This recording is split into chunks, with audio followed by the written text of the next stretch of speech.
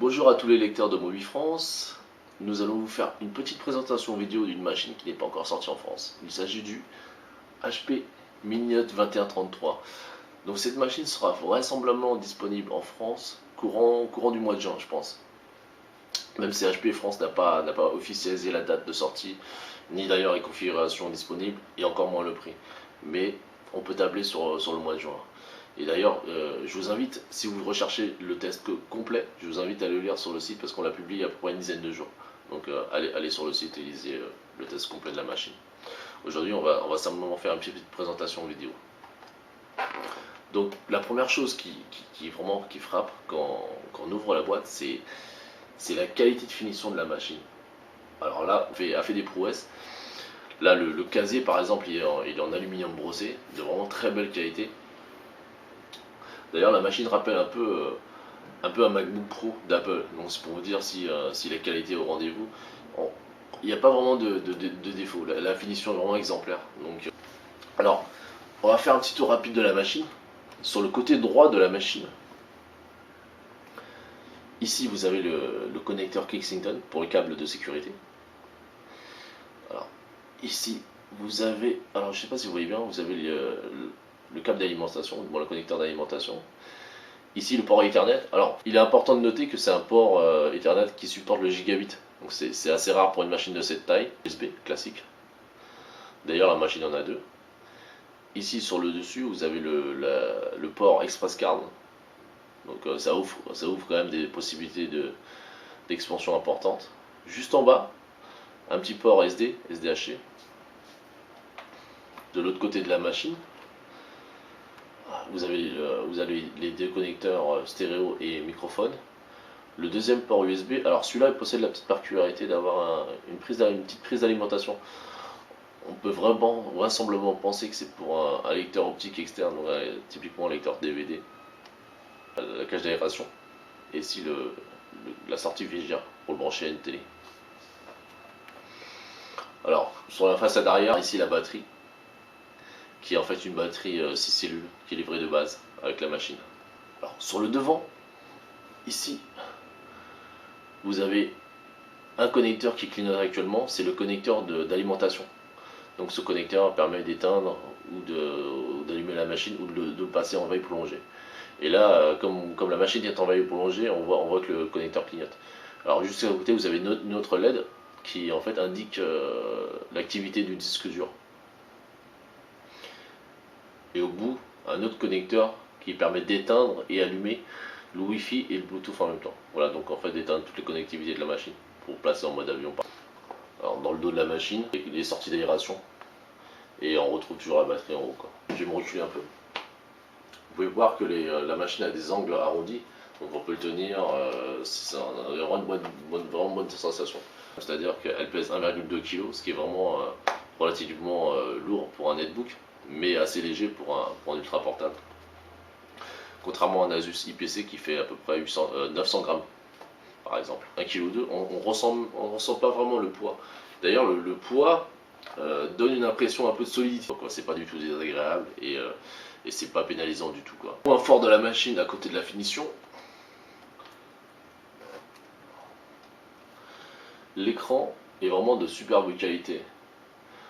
Alors son problème majeur, c'est qu'il est très réfléchissant, d'ailleurs vous pouvez voir la caméra en face.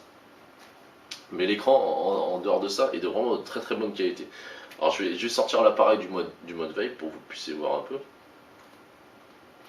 Et là vous pouvez remarquer par exemple que sur l'écran, sur les deux côtés, vous avez des speakers stéréo qui sont aussi d'excellente qualité. Le son est vraiment très fort. J'ai l'impression que le son est encore plus fort que sur ma machine de bureau. Donc c'est vraiment une bonne surprise. Et au-dessus de la machine, vous avez une petite webcam. La résolution est vraiment de bonne qualité. La résolution de l'écran, c'est du 1280 par 768. L'écran est très beau, on peut le voir de tous les côtés. Le petit point regrettable, c'est vraiment l'effet reflet de cette machine, parce qu'en fait sur l'écran, HP a appliqué en fait une couche plastique pour lui donner un effet un peu plasma. Cette couche plastique est très réfléchissante. Le point le plus important de cette machine, le point d'achat, est la taille du clavier. Hop, je m'approche.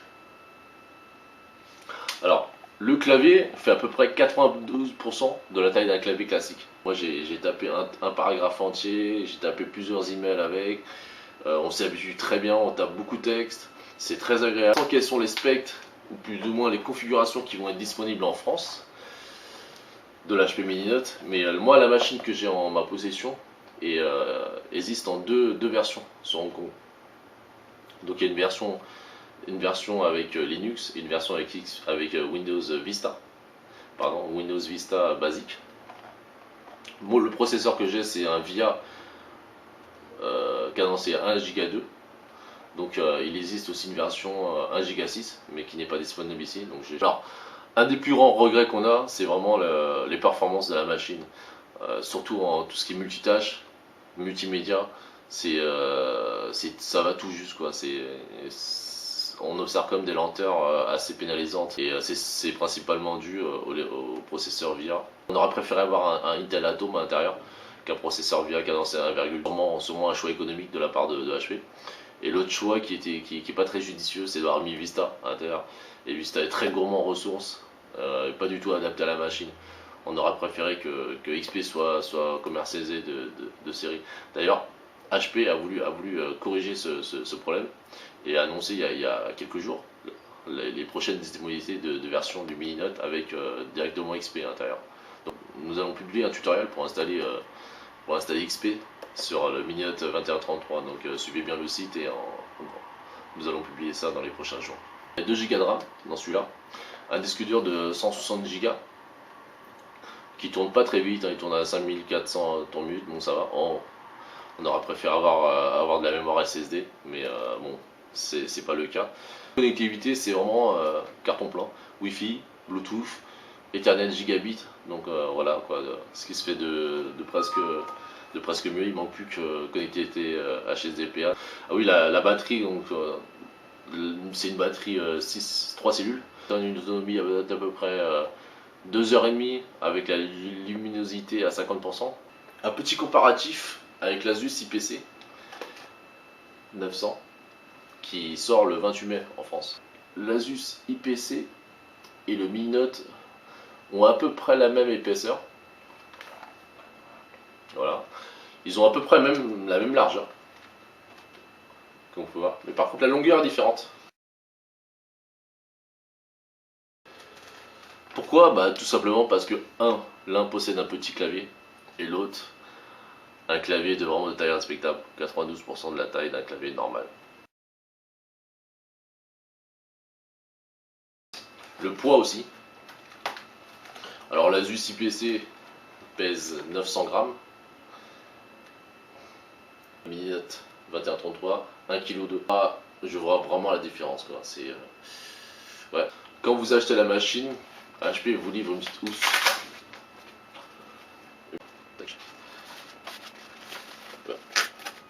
Petite housse. Je me suis commandé une housse chez un de nos partenaires, PDAR. Il s'agit d'une housse de type ce qu'on appelle book, livre. Alors moi j'ai choisi le motif en crocodile. Alors ouais, la machine est complètement protégée. Et la housse est quand même beaucoup plus classe.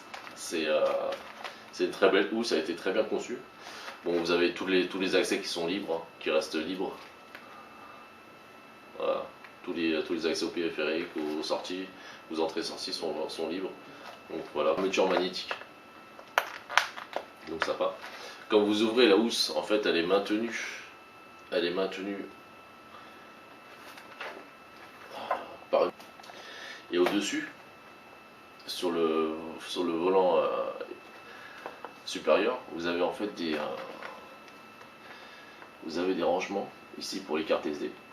Alors 4 rangements. Et ici vous avez 2 rangements pour des cartes de visite. Je pense que j'ai fait le tour de la machine. Rendez-vous au prochain test vidéo sur Mobile France. Au revoir.